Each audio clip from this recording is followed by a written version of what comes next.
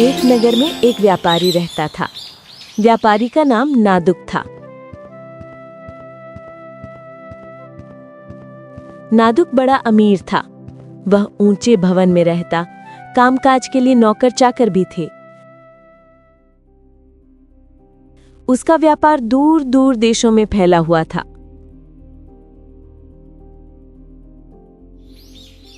परंतु समय सदा एक सा नहीं रहता, कभी अच्छा तो कभी खराब। नादुक का समय भी बदल गया। अच्छे दिन चले गए और बुरे दिन आ गए। नादुक का व्यापार बर्बाद हो गया। उसे बहुत बड़ी हानि उठानी पड़ी। मकान भी बिक गया, नौकर चाकर भी नहीं रहे। वह अमीर से गरीब बन गया।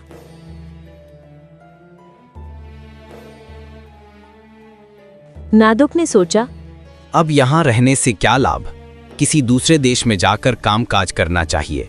हो सकता है दूसरे देश में जाने से भाग्य बदल जाए और फिर व्यापार चलने लगे। नादुक ने दूसरे देश में जाने का निश्चय कर लिया। जो कुछ माल असबाब उसके पास था, बेच दिया। केवल लोहे की एक छड़ रह गई थी, जो वजन में 500 सेर थी। नादुक जब दूसरे देश में जाने लगा, तो वह अपने एक घनिष्ठ मित्र से मिलने गया। उसने अपने मित्र को विदेश जाने की बात बताकर कहा, भाई, मैंने सारा माल असबाब बेच दिया है। लोहे की एक छड़ रह गई है, जो तौल में 500 सेर है। मैं उसे तुम्हारे पास रखना चाहता हूं। जब कभी विदेश से लौट कर आऊंगा तब ले लूंगा। मित्र ने नादुक के विदेश जाने पर बड़ा दुख प्रकट किया। उसने कहा, घबराओ नहीं, समय आने पर सब कुछ ठीक हो जाएगा। जब भी तुम लौटकर आओगे, तुम्हारी चीज तुम्हें मिल जाएगी। नादुक ने लोहे की छड़ मित्र के घर रख दी। नादुक निश्चित होकर विदेश चला गया।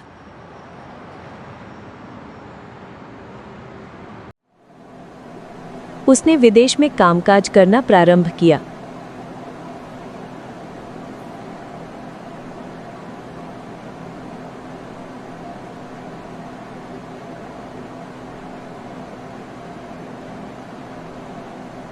समय ने उसका साथ दिया।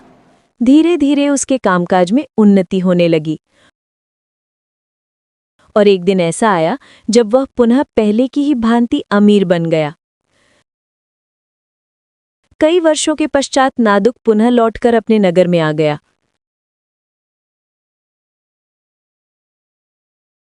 वह एक बहुत बड़ा मकान खरीदकर बड़ी शान के साथ रहने लगा।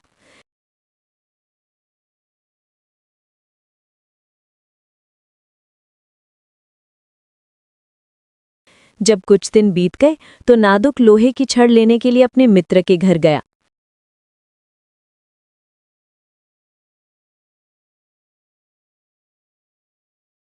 मित्र ने उसके लौट आने पर हर्ष तो प्रकट किया, पर जब उसने लोहे की छड़ की चर्चा की तो वह उदास हो गया। बड़े ही दुख के साथ बोला, क्या बताऊं भाई, मैंने तुम्हारी लोहे की छड़ सुरक्षित रूप में गोदाम में रखवा दी थी। कई महीनों बाद जब उसे देखने गया तो पता चला कि छड़ को चूहे चाट गए हैं। मुझे बड़ा दुख हुआ।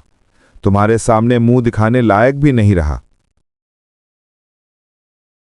मित्र की बात से नादुक समझ तो गया कि वास्तव में बात क्या है, परंतु उसने अपने मन के भाव को प्रकट नहीं होने दिया। वह बड़ी ही सज्जनता के साथ बोला, कोई बात नहीं, चूहे चाट गए तो चाट जाने दो। तुम उसके लिए बिल्कुल चिंता और दुख मत करो। ऐसा तो होता ही रहता है।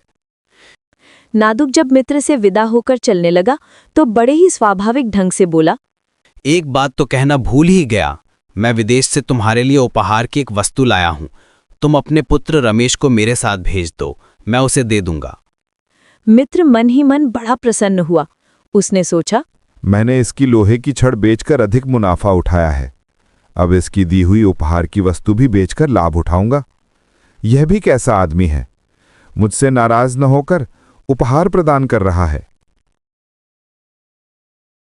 मित्र ने शीघ्र ही अपने लड़के रमेश को बुलाकर नादुक के साथ भेज दिया।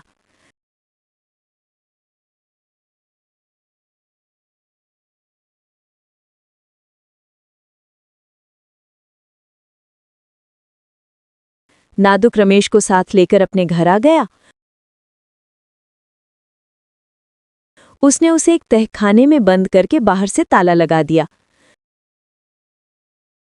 जब शाम तक रमेश घर लौटकर नहीं गया तो उसका पिता बहुत घबराया।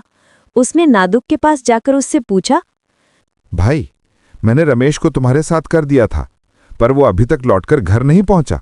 वो कहाँ गया? नादुक ने मुंह बनाकर बड़े ही दुख के साथ कहा, क्या बताऊं भाई, कहाँ नहीं जाता। मैं जब रमेश को लेकर घर की ओर आ रहा था तो मार्ग में एक बाज झपट पड़ा। वह मेरे देखते ही देखते रमेश को उड़ा ले गया। मैं करता तो क्या करता, बस चीख पुकार कर रह गया। नादुक की बात सुनकर मित्र बिगड़ कर बोला, क्या कह रहे हो? लगता है तुम्हारा दिमाग खराब हो गया है। कहीं बाज भी आदमी को उड़ाकर ले जा सकता है। तुमने अवश्य मेरे लड़के को कहीं छिपा रखा है। मित्र ने शोरगुल मचाया। आसपास के लोग इकट्ठे हो गए। उसने शोर मचाते हुए कहा, नादुक ने मेरे लड़के को कहीं छिपा रखा है। कहता है लड़के को बाज उठा ले गया। भला जवान लड़के को बाज उठाकर कैसे ले जा सकता है? लोगों ने नादुक को बहुत समझाया, पर उनके समझाने पर भी नादुक अपनी बात पर अटल रहा। उसने कहा, सचमुच इसके लड़के को बाज उठा ले गया। बाज कोई राक्षस रहा होगा, मैं क्या कर सकता हूं। जब इस प्रकार झगड़ा शांत नहीं हुआ तो मित्र न्यायालय में गया। उसने न्यायाधीश के सामने जाकर कहा, श्रीमान, नादुक बड़ा बेईमान है। इसने मेरे लड़के छिपा रखा है, पर कहता है उसे तो बाज उठा ले गया। आप ही बताइए, भला बाज जवान लड़के को उठाकर कैसे ले जा सकता है? आप कृपा करके नादुक से मेरे लड़के को दिलवा दीजिए। न्यायाधीश ने नादुक को बुलवाकर उससे पूछा, क्यों जी, क्या बात है? क्या तुमने सचमुच इसके लड़के को छिपा रखा है? नादुक ने उत्तर दिया, नहीं श्रीमान, मैंने इसके लड़के को छिपा नहीं रखा है। इसके लड़के को सचमुच बाज उठा ले गया है। न्यायाधीश ने आश्चर्य के साथ कहा, तुम झूठ बोल रहे हो। भला बाज जवान लड़के को उठाकर कैसे ले जा सकता है? नादुक ने उत्तर दिया, श्रीमान, जब 500 शेर लोहे की छड़ को चूहे चाट सकते हैं तो जवान लड़के को बाज उठाकर क्यों नहीं ले जा सकता। यह सुनकर न्यायाधीश ने कहा, ये क्या माजरा है? 500 शेर लोहे की छड़ और उसे चूहों का चाटना? मेरी समझ में बात नहीं आई। पहली मत बुझाओ, साफ साफ कहो। नादुक ने पूरी कहानी सुनाकर कहा, श्रीमान, तौल में 500 शेर छड़ को चूहे कैसे चाट सकते हैं? यह आदमी बेईमान है। इसने मेरे साथ बेईमानी की है। इसके अनुसार चूहे लोहे की छड़ को चाट गए, फिर अगर बाज भी जवान लड़के को उठाकर ले गया हो तो इसमें आश्चर्य नहीं मानना चाहिए। न्यायाधीश को समझ में बात आ गई है। नादुक की बात बिल्कुल ठीक है। तुम पहले नादुक की छड़ वापस करो, जिसे तुम्हारे अनुसार छड़ को चूहे खा गए हैं, तभी नादुक तुम्हारे लड़के को वापस करेगा। मित्र को समझते देर नहीं लगी कि उसका दांव उल्टा पड़ गया है। वह लज्जित हुआ। उसने स्वीकार किया कि उसने ही नादुक की लोहे की छड़ को छिपा रखा था और वो उसे वापस करने के लिए तैयार है। नादुक ने भी बदले में मित्र के लड़के को उस स्थान से वापस लाकर दे दिया जहां उसने उसे छिपा रखा था।